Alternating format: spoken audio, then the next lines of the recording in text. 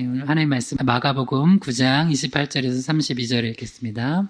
마가복음 9장 28절에서 32절입니다. 신약성경 마가복음 9장 28절에 32절입니다. 마가복음 9장 28절에 32절을 우리 한 목소리로 쭉 읽겠습니다. 집에 시작. 집에 들어가심에 제자들이 조용히 묻자오되 우리는 어찌하여 능히 그 귀신을 쫓아내지 못하였나이까. 이르시되 기도회에 다른 곳으로는 이런 종류가 나갈 수 없느니라 하시니라. 그곳을 떠나 갈릴리 가운데로 지날새 예수께서 아무에게도 알리고자 아니하시니 이는 제자들을 가르치시며 또 인자가 사람들의 손에 넘겨져 죽임을 당하고 죽은 지 3일 만에 살아나리라는 것을 말씀하셨기 때문이더라. 그러나 제자들은 이 말씀을 깨닫지 못하고 묻기도 두려워하더라. 잠시 기도합니다. 하나님, 이 사순절 끝자락에 종료주일 또 고난주간이 이제 시작되는 이 시점에 저희들 모여서 주일 예배 드리게 하신 것 전적인 하나님의 은혜입니다. 감사드립니다. 찬양합니다. 영광 돌립니다. 주님, 그러나 한국교회는 많은 교회들이 아직까지도 다음 주일이 이제 부활주일인데 모여 예배하는 거 결정하지 못한 곳들이 있습니다. 주님, 우리의 믿음이 없음과 연약함을 불쌍히 여겨주시고 우리가 회개함으로 주님께 간구하며 나아갈 때 이 모든 상황도 주님께서 긍휼을 베푸셔서 정리해 주시고 다시 한번 주님께 나와 부활의 기쁨과 감사와 감격과 찬양과 경배를 올려드리는 다음 주 부활주일 되도록 도와주시옵소서. 그래서 이번 주에는 각 교회 목사님들이 결단하여 다음 부활주일에는 우리가 모여 하나님 앞에 예배할 수 있도록 주님 그 마음을 성령께서 역사하여 주시옵소서. 오늘도 부족한 자가 하나님 말씀 대언합니다. 하나님의 은혜 가운데 부족한 종의 모습은 십자가 뒤에 가려주시고 온전히 예수 그리스도의 십자가의 복음과 부활의 복음만 증거할 수 있도록 도와주시옵소서. 듣는 모든 영혼 가운데도 성령의 충만함 주셔서 이 복음과 말씀이 깊이 새겨지기 원하며 예수 그리스도의 이름으로 기도드립니다. 아멘. 오늘 말씀의 제목 따라해 보겠습니다. 직면을 통한 영적 성장. 자, 한 번 더 따라해 보겠습니다. 공포에 대한 직면과 영적 성장. 드디어 이제 이 시리즈 이제 오늘 마지막 종교라는 설교를 하겠습니다. 이제 지난 사순절 기간 동안 아주 길게 직면을 통한 영적 성장이라는 주제로 시리즈로 이제 하나의 말씀 살펴봤습니다. 크게 어떤 직면을 해야 되는지 세 가지로 살펴봤거든요. 실패에 대한 직면을 통해서 영적인 성장을 이루어야 된다고 살펴봤고요. 두 번째로는 진리에 대한 직면을 통해 영적 성장을 이루어야 된다고 살펴봤습니다. 세세하게 세부적으로는 실패에 대해서는 사역, 예배, 사명의 실패를 살펴봤고요. 진리에 대해서는 인생, 심판, 구원의 진리에 대해서 직면하는 것에 대해 살펴봤습니다. 오늘은 공포, 두려움에 대해서 직면을 함으로 말미암아 우리 영적 성장을 이루기 원합니다. 크게 세 가지로 살펴볼 텐데요. 죄악에 대한 두려움에 직면하는 것과 사람에 대한 두려움에 직면하는 것, 그리고 마지막으로 죽음에 대한 두려움에 직면하는 걸 통하여서 우리 영적 성장을 이루고 우리 기쁨의 부활을 맞기를 바랍니다. 다시 한번 따라해 보겠습니다. 공포에 대한 직면과 영적 성장. 마가복음 9장 31절 32절을 다시 한번 읽겠습니다. 이는 시작. 이는 제자들을 가르치시며 또 인자가 사람들의 손에 넘겨져 죽임을 당하고 죽은 지 3일 만에 살아나리라는 것을 말씀하셨기 때문이더라. 그러나 제자들은 이 말씀을 깨닫지 못하고 묻기도 두려워하더라. 누가 예를 들어서 가정에서 아빠가 자녀들 앉혀놓고 할 얘기가 있다. 아빠가 1년밖에 못 산다고 그러더라. 암으로. 그러면은 그거에 대해서 자녀들이나 또 가족들이 어떻게 생각할까요? 처음에는 이게 무슨 말인가 할 거예요. 내가 제대로 들은 건가? 라고 의심이 들 거예요. 그러면 다시 물어봐야죠. 확인해 봐야 되겠죠? 이래해서 아빠가 지금 예를 들어서 췌장암이라더라. 그래서 병원에서는 1년을 보고 있더라. 길어도 1년이고 짧으면 더 그 안에 떠날 수 있다. 그러니까 여러분 마지막 여러분 떠난다 그러면 자녀들한테 뭐 할 거예요? 돈 많이 벌어라 그렇게 할 거예요? 자, 한번 따라해보세요. 예수 잘 믿어라. 하여튼 이거는 희망교회 나오신 분들은 마지막에 죽기 전에 유언 무조건 예수 잘 믿어라. 할렐루야. 네, 예수 잘 믿어라. 그래. 이제 오늘은 이제 종료주일이잖아요. 예수님께서 예루살렘 입성하시면서 십자가를 지시기 위한 길을 가시는 그 시작이에요. 근데 오늘 본문에도 보면 이제 오늘 본문은 예수님께서 몇 번에 걸쳐서 제자들에게 예수님의 십자가의 죽으심과 부활에 대해서 가르쳐 주세요. 근데 재밌는 반응이 예수님께서 인자가 사람들의 손에 넘겨져 죽임을 당하고 십자가에 죽으심 얘기하고 그 다음에 뭘 얘기하세요? 죽은 지 3일 만에 살아나리라. 복음의 핵심이잖아요. 십자가와 부활을 얘기하셨는데 제자들의 반응이 어땠다고요? 32절만 읽어봐요. 마가복음 9장 32절 시작. 그러나 제자들은 이 말씀을 깨닫지 못하고 묻기도 두려워하더라. 제자들은 예수님 왜 따라다녔어요? 성경 보면 제자들은 사실 예수님 따라다닌 이유가 예수님이 죽으실 거란 생각 못했어요. 예수님이 죽은 자를 살리시는 것만 맞지 예수님이 죽으셔? 말도 안 돼. 예수님과 함께 높은 자리에 올라서 성공하려고 떵떵거리며 살려고 생각하고 있었는데 예수님이 십자가에 죽으신다고? 사람들의 손에 넘겨져 죽으신다고? 이 말이 안 되는 얘기라고 생각을 해서 이 얘기를 감히 깨닫지도 못하고 묻지도 못해요. 근데 여러분 잘 아세요. 오늘 진짜 중요한 거예요. 여러분 인생에서 여러분 공포, 두려움에 대해서 직면하지 않으면 사탄 마귀가 여러분이 두려워하는 그 두려움을 가지고 여러분을 목줄 쥐고선 계속 흔들어요. 평생을. 여러분 오늘 두려움에 대해서 직면하시고 영적 성장 이루시기 주님의 이름으로 축원합니다. 진리 안에서 자유 얻으시기 바랍니다. 할렐루야. 한번 첫 번째로 살펴볼 것은 이겁니다. 따라해보세요. 죄악에 대한 두려움에 직면하기. 요한일서 4장 18절 읽어봐요. 시작. 사랑 안에 두려움이 없고 온전한 사랑이 두려움을 내쫓나니 두려움에는 형벌이 있습니다. 두려워하는 자는 사랑 안에서 온전히 이루지 못하였습니다. 두려움에는 형벌이 있대요. 여러분 두려워하면 이 두려움이 우리 삶을 지옥으로 몰아넣는 거예요. 온전한 사랑, 이게 바로 예수 십자가 사랑이거든요. 온전한 사랑 안에는 두려움이 없대요. 온전한 사랑, 예수 십자가와 부활의 그 온전한 사랑을 받은 자는 사실 오늘 세 가지 살펴봤거든요. 죄악에 대한 두려움, 그다음 사람에 대한 두려움, 죽음에 대한 두려움이 없어요. 그러니까 어떻게 살아가요? 진리 안에서 자유하게 살아가요. 근데 온전한 사랑이 내 안에 없으면 두려움이 내 안에 엄습해서 그 두려움을 가지고 사탄이 장난을 쳐요. 그리고 그 두려움을 가지고 내가 목에 이렇게 끌려다녀요. 계속 사탄 마귀한테. 그럼 어떻게 하면 되냐? 첫 번째, 죄악에 대해서 내가 죄악은 두려움을 줘요. 왜냐하면 죄책감이 있거든요. 형벌에 대한 두려움이 있어요. 그래서 이 죄악으로 인한 두려움을 직면할 때는 어떻게 해야 되냐면 그 죄악을 인정하면 돼요. 그리고 십자가 앞에 나아가면 돼요. 창세기 3장 8절에서 10절 읽어볼게요. 시작. 그들이 그날 바람 불 때에 동산에 거니시는 여호와 하나님의 소리를 듣고 아담과 그의 아내가 여호와 하나님의 낯을 피하여 동산 나무 사이에 숨은지라. 여호와 하나님이 아담을 부르시며 그에게 이르시되 내가 어디 있느냐? 이르되 내가 동산에서 하나님의 소리를 듣고 내가 벗었으므로 두려워하여 숨었나이다. 그날이 어떤 날이냐면 하나님의 명령을 어기고 하나님의 말씀을 어기고 하와가 먼저 그 다음 아담에게도 줬죠. 남편 아담에게 주고 그래서 하나님이 먹지 말라고 한 그 선악을 알게 하는 나무 열매를 먹고 그날에 하나님의 소리를 들었어요. 하나님의 소리를 평소에도 들었을 거예요. 그 동산에서.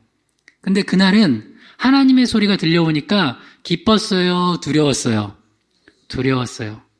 여러분 이게 바로 신앙이 있는 사람과 없는 사람의 차이고 그리고 성령의 충만함과 성령이 충만함이 없는 사람의 차이예요. 이 찬양 알죠? 주의 음성을 내가 들으니 나를 두려워하게 하는 말이 일세 이래요?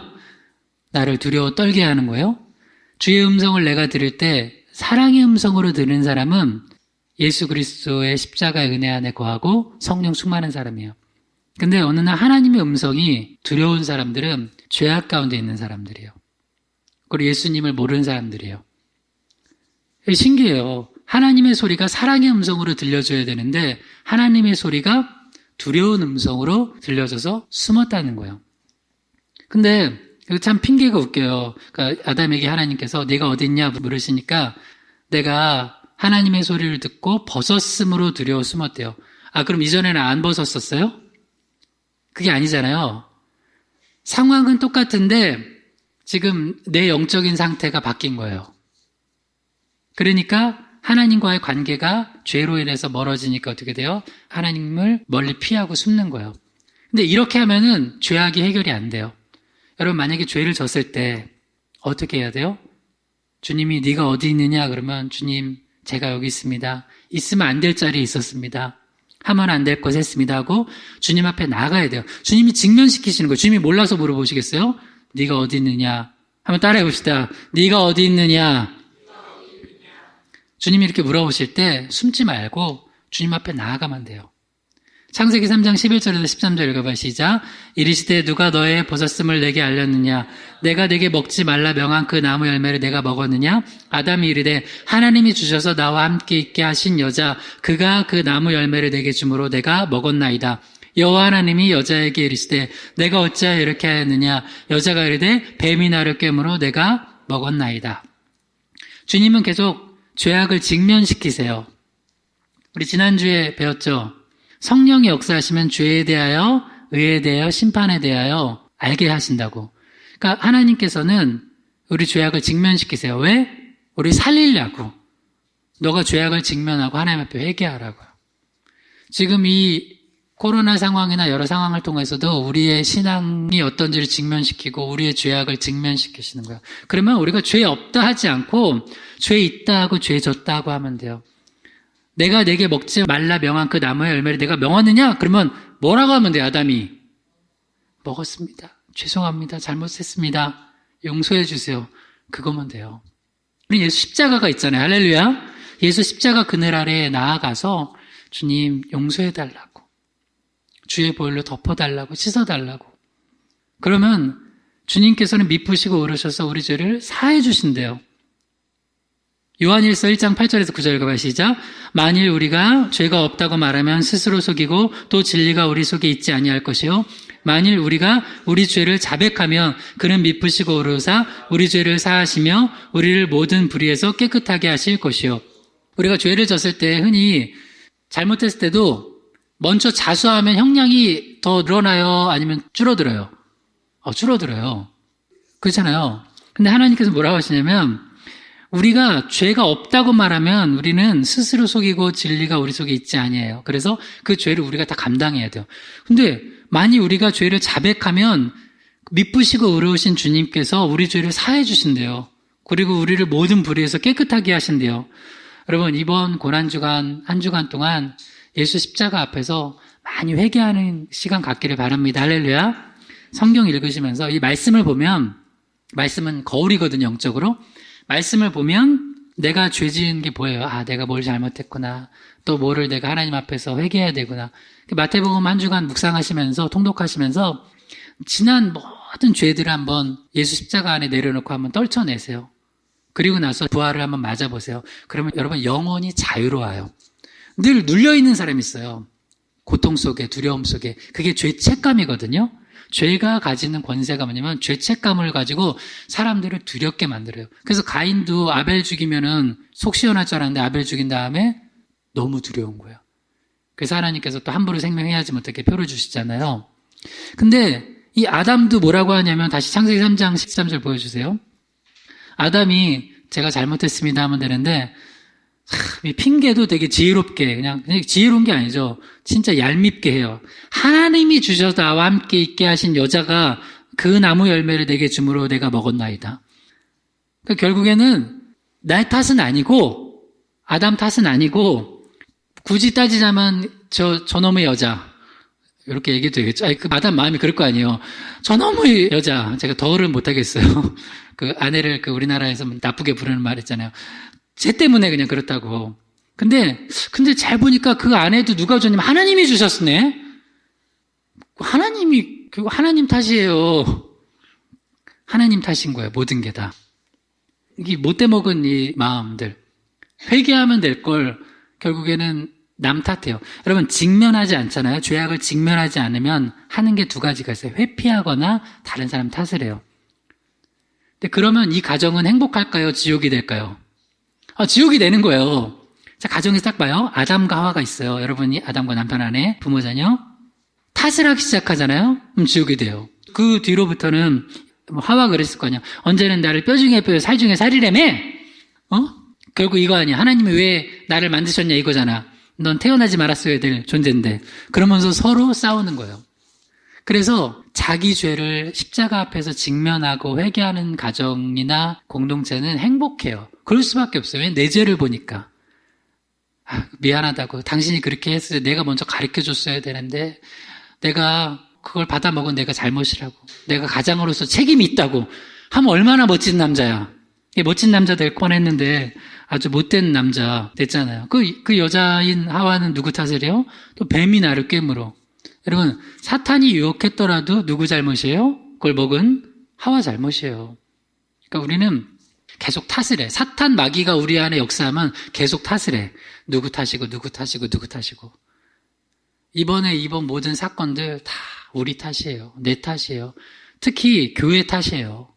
교회들이 하나님 앞에 그 교회에서 성도 탓이고 그 중에 제일 목사 탓이에요. 목회자들 탓이에요. 그래서 회개해야 되는 거예요. 그때 어떻게 하면 되냐고요?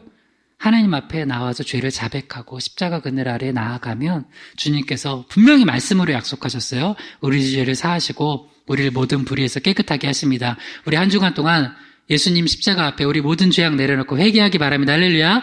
자, 두 번째입니다. 따라해 보세요. 사람에 대한 두려움에 직면하기. 첫 번째는 개인적인 거예요. 내가 하나님 앞에 죄를 지면 그 두려움이 있어서 맨날 그거에 끌려다녀요. 두렵고. 그 다음에 두 번째는 사람들에 대한 두려움에 끌려다니면서 자유하지 못한 사람이 있어요. 예를 들어 볼게요. 사울 왕이 그랬어요. 사무엘상 15장 26절에서 24절까지 읽어볼게요. 사울이 사무엘에게 이르되 내가 범죄하였나이다. 내가 여호와의 명령과 당신의 말씀을 어긴 것은 내가 백성을 두려워하여 그들의 말을 청종하였음이니이다. 청하오니 지금 내 죄를 사하고 나와 함께 돌아가서 나로 하여금 여호와께 경배하게 하소서 하니 사무엘이 사울에게 이르되 나는 왕과 함께 돌아가지 아니하리니 이는 왕이 여호와의 말씀을 버렸으므로 여호와께서 왕을 버려 이스라엘 왕이 되지 못하게 하셨음이다 하고, 하나님께서 명령하신 아말렉 심판하시는데 그 이스라엘을 쓰신 거거든요.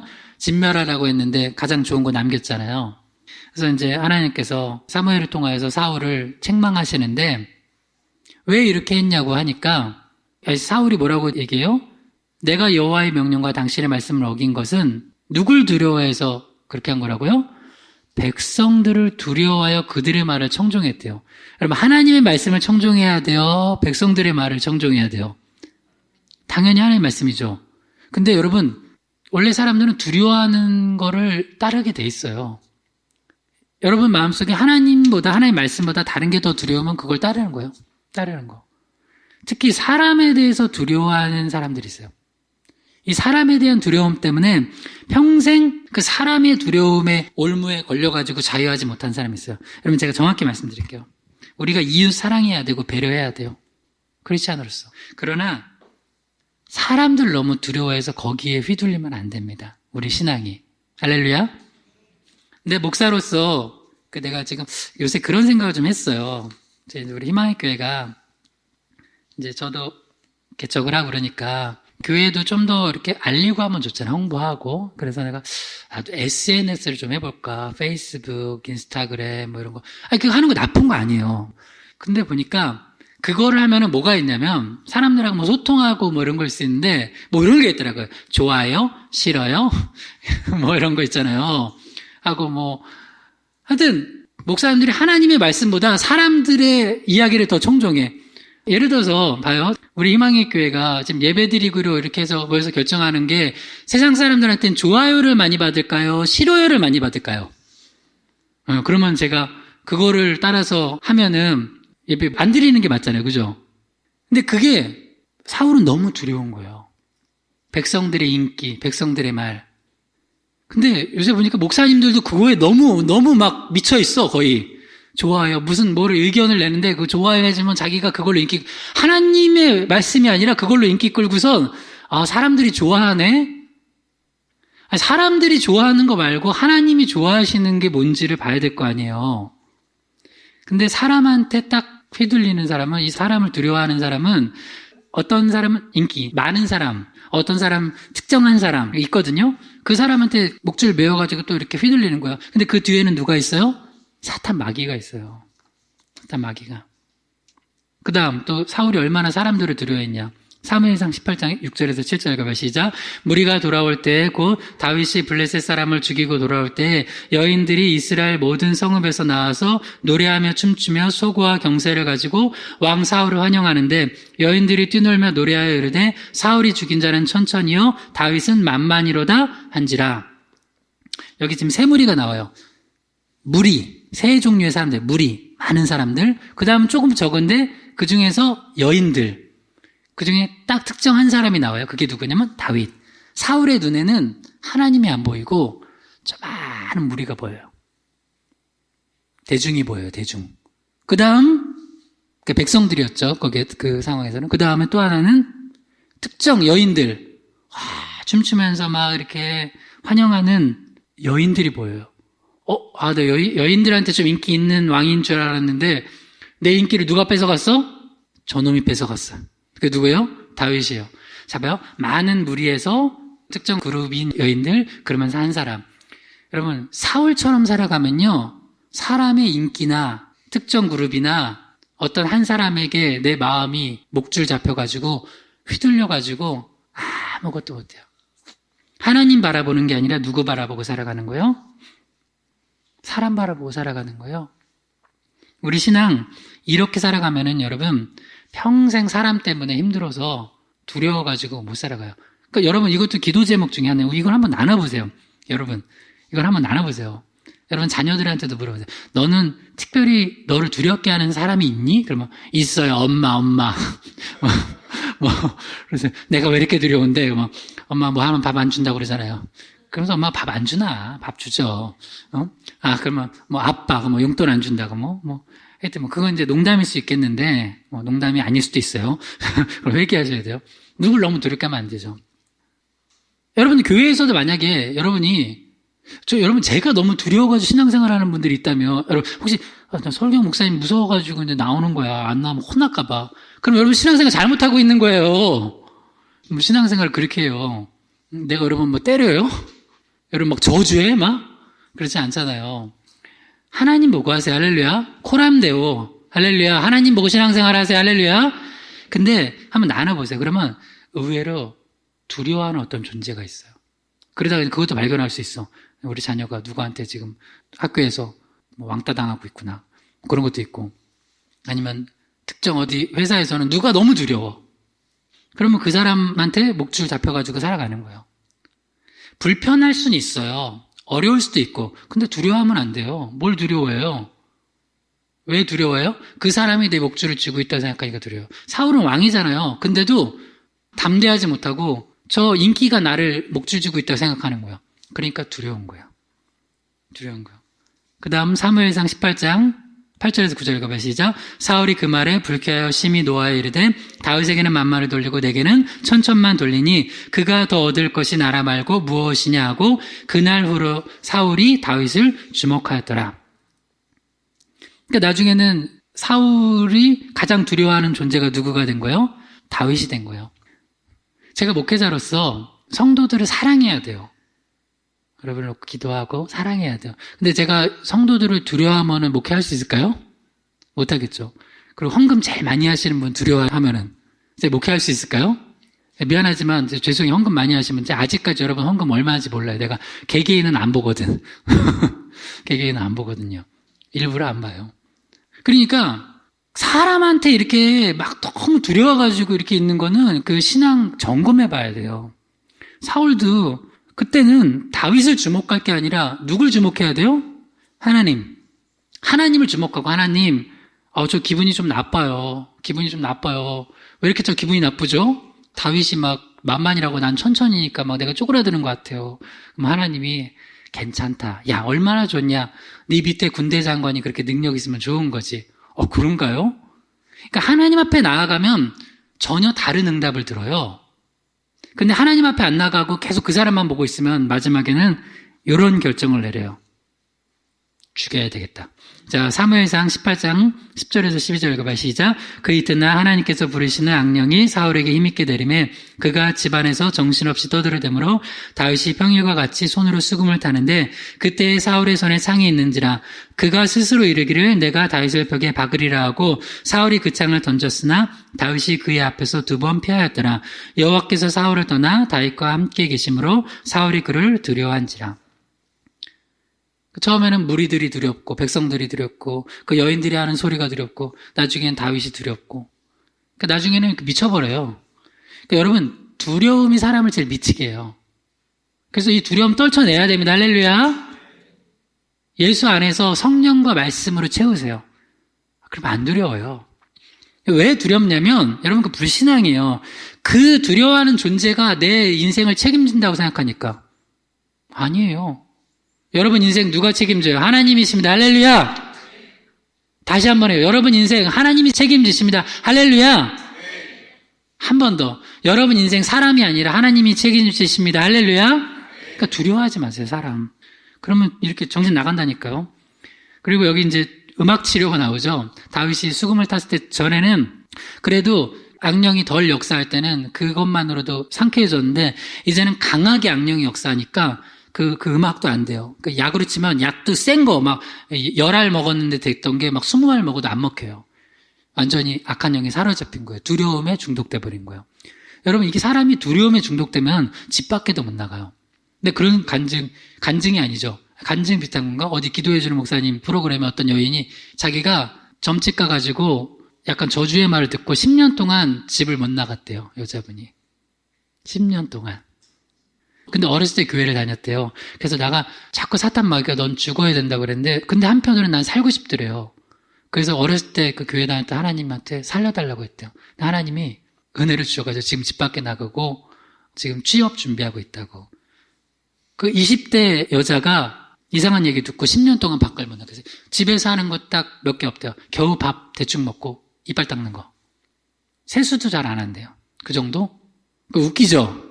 사탄 마귀가 두려움을 역사하면 그렇게 역사하는 거예요.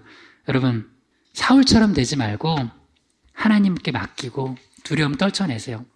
할렐루야. 성경에 보면 그렇게 두려운 사람 공포증이 있었던 사람이 예수님 만나고 두려움 싹 떨쳐낸 여인이 있어요.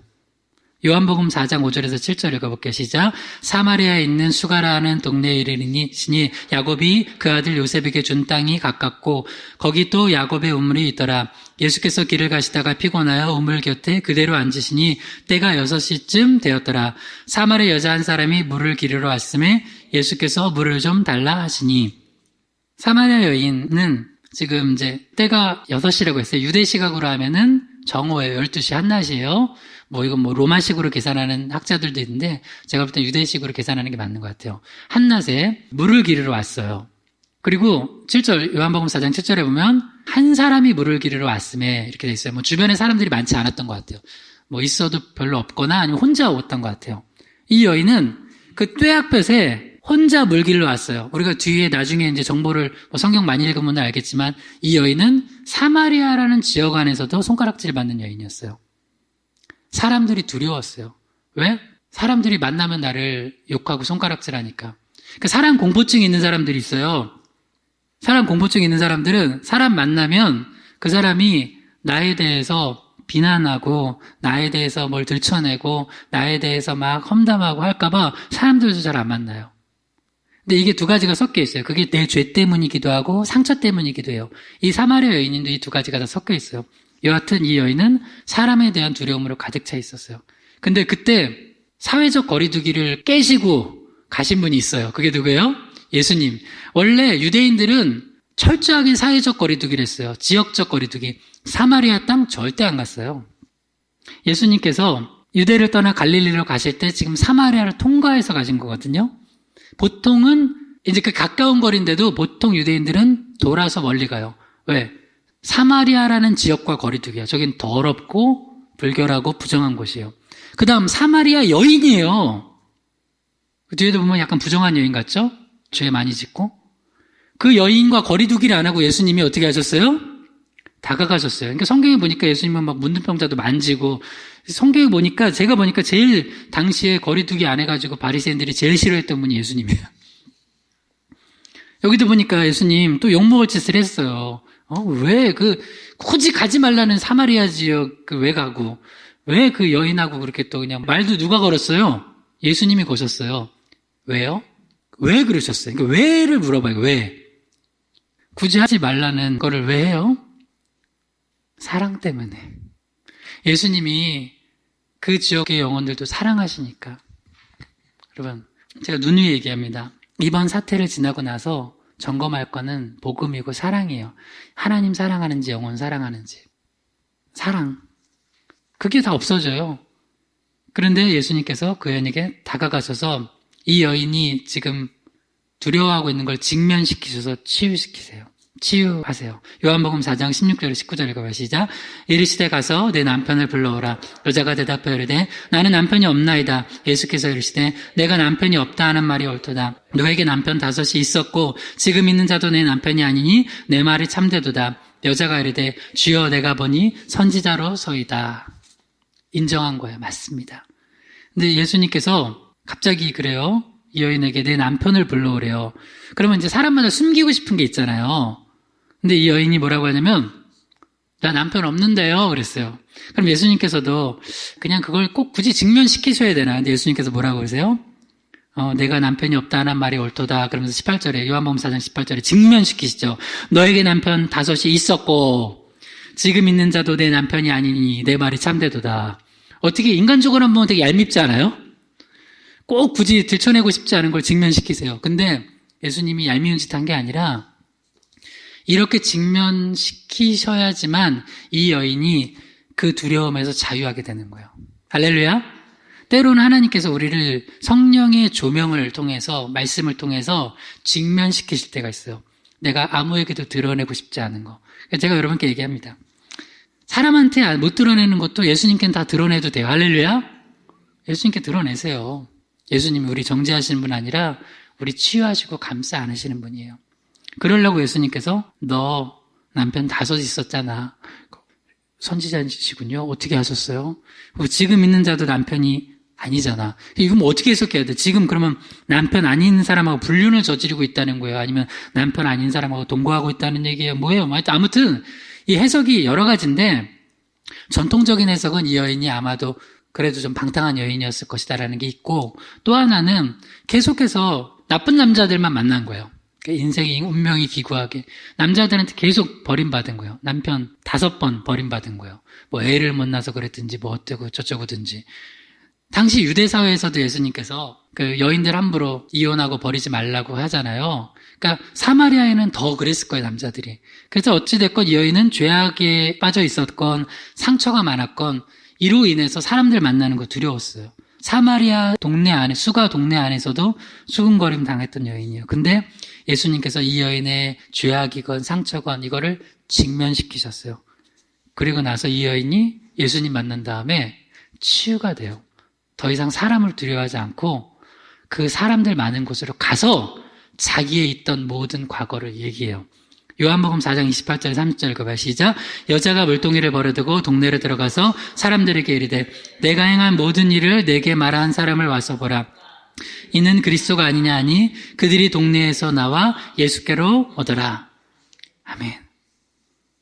여러분 이렇게 두려워 떨던 사람도 예수님 깊이 만나면 이 두려움 벗어나고 하나님 앞에 쓰임받는 사람 될 수 있습니다. 할렐루야. 이렇게 돼야 돼요.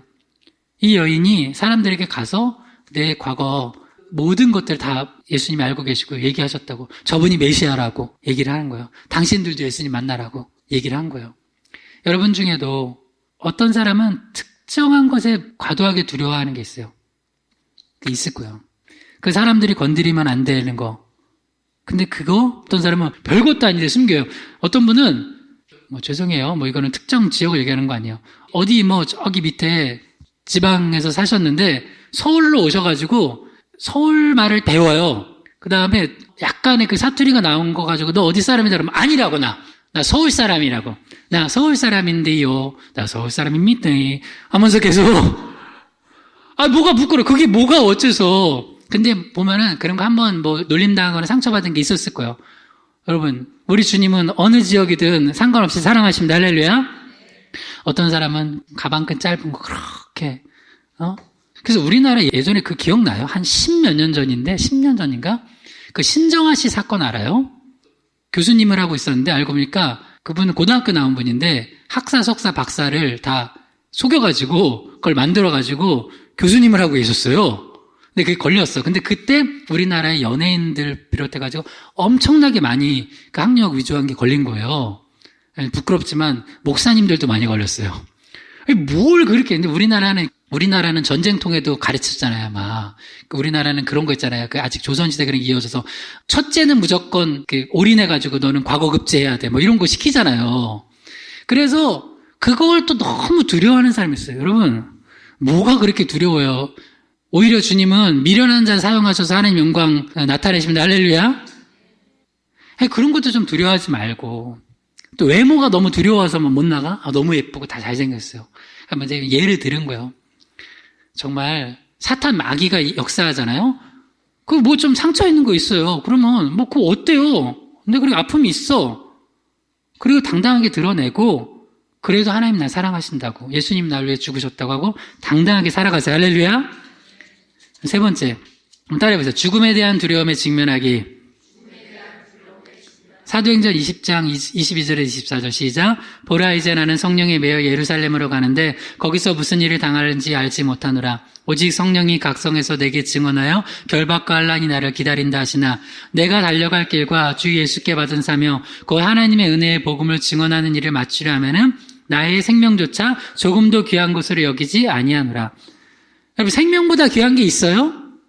없죠. 근데 바울은 생명조차 귀한 것으로 여기지 아니할 만큼 더 귀한 게 있대요. 그게 뭐예요? 사명.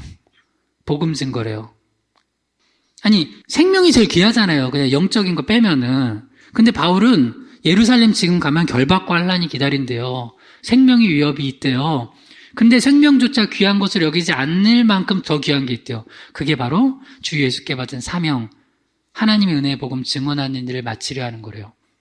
그러니까 이건 영의 눈이 뜨지 않는 사람들한테는 전혀 이해 안 되는 거예요.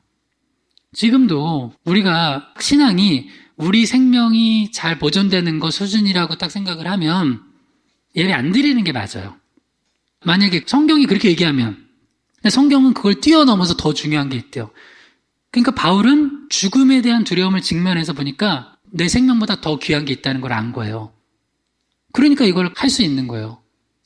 여러분, 이런 믿음 되기를 주님을 축원합니다. 근데 이 두려움의 첫 번째 죄악의 두려움은 개인적인 거고, 사람에 대한 두려움은 대인 관계고요. 죽음에 대한 두려움은 궁극적으로 영적인 거예요.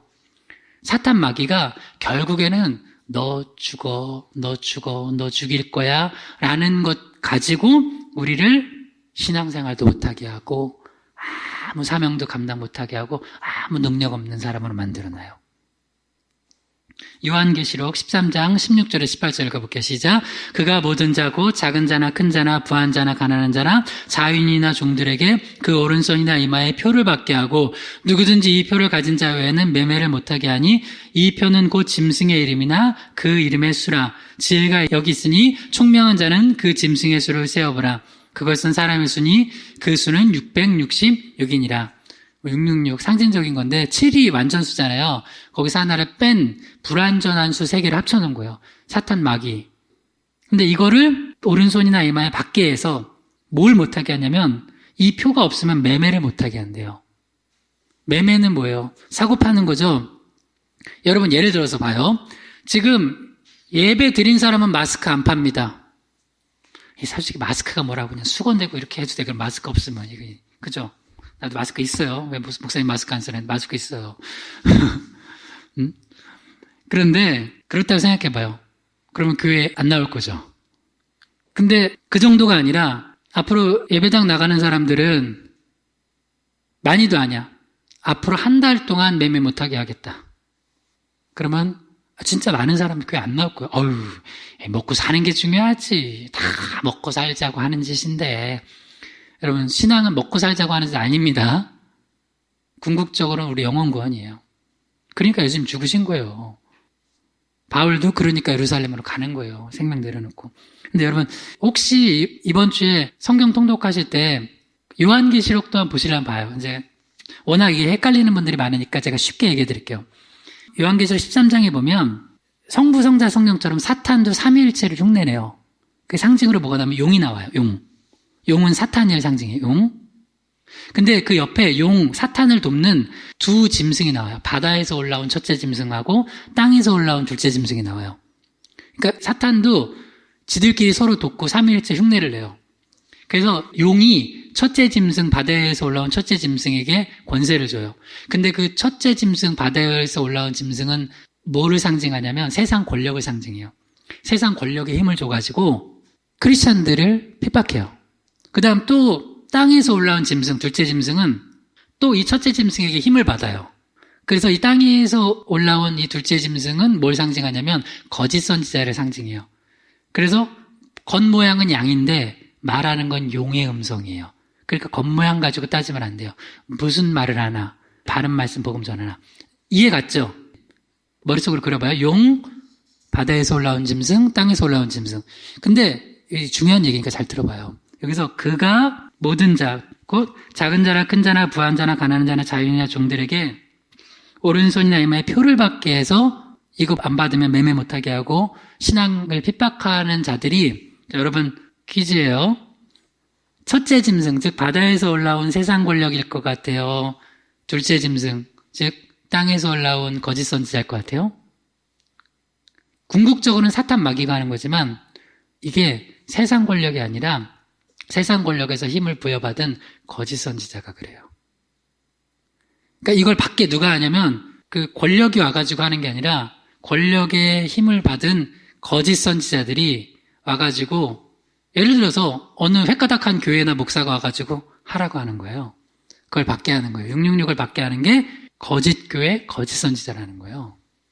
근데 이거를 우리가 그게 두려우면, 진짜 두려워할 자, 예수님을 두려워하지 않고 사탄 마귀가 권세를 이렇게 흔들고 있는 걸 두려우면은 그걸 받아요. 그래서 지금 이 시간이 어떤 시간이냐면 교회들이 자기 신앙을 직면할 시간이에요. 여러분께 물어볼게요. 교회에 대한 평가는 누가 해요? 사람이에요? 하나님이에요? 그것만 대답해봐요. 이 교회가 좋은 교회인지 나쁜 교회인지는 사람들 좋아요가 평가하는 거냐고, 하나님 평가하시냐고요. 요한계시록 3장 1절 읽어봐요. 시작. 사대 교회의 사제에게 편지하라. 하나님의 7명과 7별을 가지신 이가 이르시되 내가 내 행위를 아노니 내가 살았다 하는 이름은 가졌으나 죽은 자로다. 사대 교회를 하나님 평가하실 때는, 예수님 평가하실 때는 너희들은 살았다는 이름만 가졌지 실제는 죽은 자래요. 죽은 교회래요. 이런 교회들은 그냥 다 받는 거예요. 이런 신앙의 성도들은 다 받는 거예요. 조금만 어려움이 오면 신앙 다 져버리는 거예요. 근데 왜? 두려우니까. 근데 사도 바울은, 스데반은 죽음을 안 두려웠어요. 어떻게 죽음을 안 두려워할까? 정확한 영적인 지식과 믿음이 있어서 그래요. 마태복음 10장 28절 크게 읽어봐요. 시작. 몸은 죽여도 영혼은 능히 죽이지 못하는 자들을 두려워하지 말고 오직 몸과 영혼을 능히 지옥에 멸하실 수 있는 이를 두려워하라.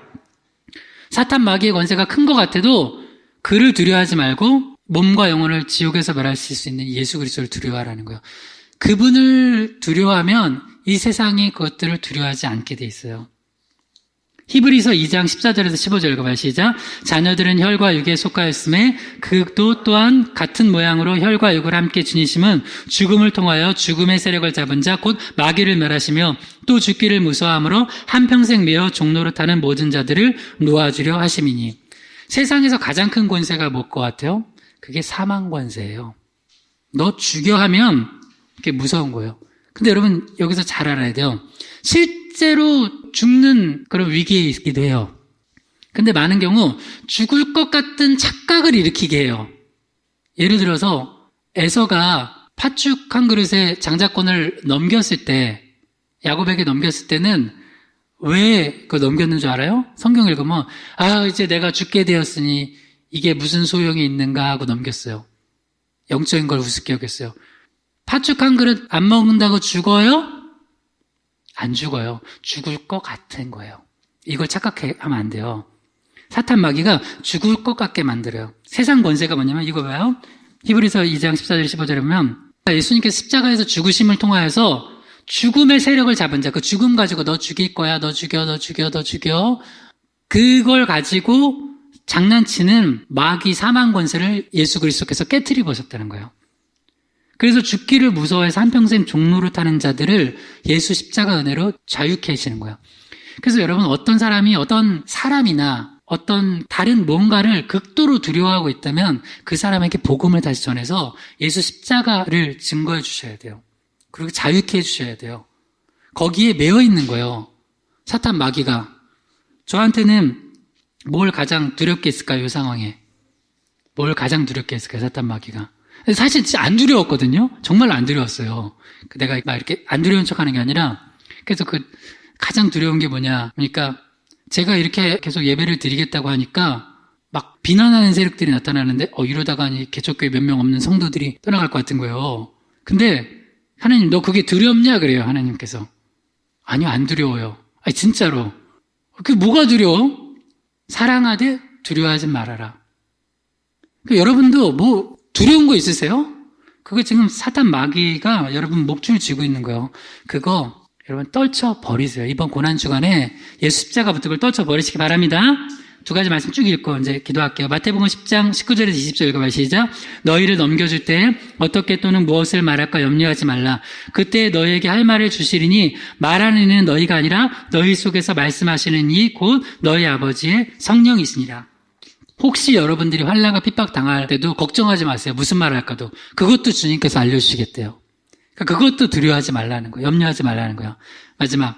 왜 우리가 이 환난 가운데서도 고난 가운데서도 담대해야 되냐?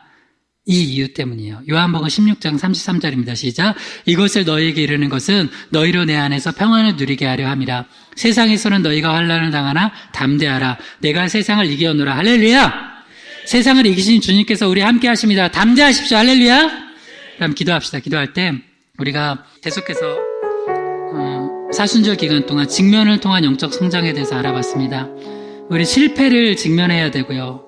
또 진리에 대해서 직면해야 되고, 우리 공포, 두려움에 대해서 직면해야 됩니다. 오늘 특별히 살펴본 거, 죄악에 대한 두려움, 사람에 대한 두려움, 죽음에 대한 두려움을 우리가 잘 직면하여서 정말 그 어떤 그 두려움에도 우리가 휘둘리지 않는 신앙 되게 해달라고 우리가 또 점검해보면 실패한 사역들, 예배, 사명들 또 직면하게 하시고, 또 인생과 심판과 구원의 진리에 잘 직면하여서 우리가 정말 예수 그리스도를 바라보면서 이 모든 우리를 어렵게 하고 힘들게 하는 상황 속에서도 승리하는 믿음 갖게 해달라고 우리 특별히 한국교회를 놓고 중보하면서 다음 주 부활주일에는 믿음을 가지고 나와 예배하게 해달라고 주여 삼창하고 기도합니다. 주여, 주여, 주여. 하나님 아버지, 우리가 사순절 기간을 통하여서 직면을 통한 영적 성장이라는 주제로 말씀을 나눴습니다. 우리가 실패한 것 또 직면하게 하시고, 우리가 또 진리에 대해서도 직면케 하시고, 특별히 공포, 이 두려움에 대해서 잘 직면하여서 우리 세상의 그 어떤 유혹이나 그 어떤 주장이 아니라 하나님의 말씀을 바라보게 하시고, 나를 두렵게 하는 어떤 세력들에 내가 휘둘리지 않게 하시고, 믿음의 주여 온전케 하시는 예수님 바라보며 세상을 이기신 주님 바라보며 이 어려운 기간에 믿음으로 승리케 하여 주시옵소서. 특별히 우리 고난주간 한 주간 동안 우리 말씀 통독하고 또 복음 전하고 또 예배하면서 이 고난주간 주 예수 그리스도의 고난에 동참하고자 합니다. 그리고 나서 영광의 부활의 아침 맞게 하여 주시옵소서.